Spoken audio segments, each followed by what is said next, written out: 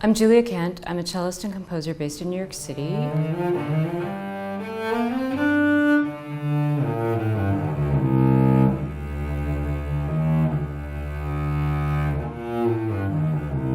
I compose primarily on cello, and I incorporate looping as part of my compositional process and some electronic elements and found sounds, field recordings.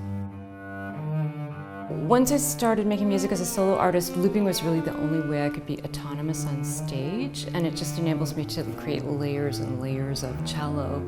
And for me, cello is a great instrument to use in that way because it has so much range, and it's almost like a voice. It's like my voice, the cello. I love touring because I love having that connection to an audience, and just, touring as a solo artist, I get to sort of express myself, express what I wanted to say emotionally to people, which is really beautiful. But I love being in the studio too.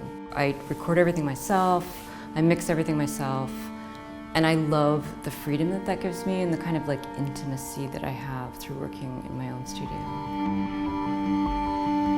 As a child, I listened only to classical music because that was my thing. I played cello, I studied classically, I went to music school, I did that whole thing.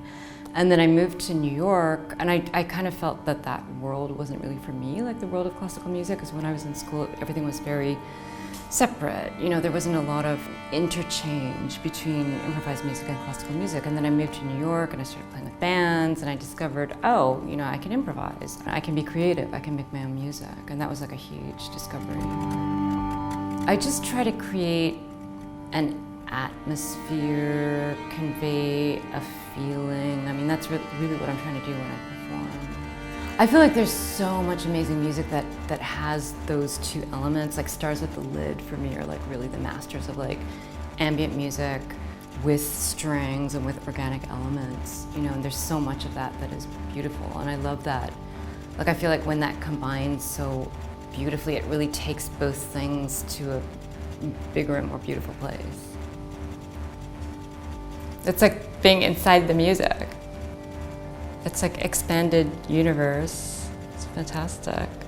It's great because it's super big, but it doesn't seem like it's coloring anything. It seems really true to what it is.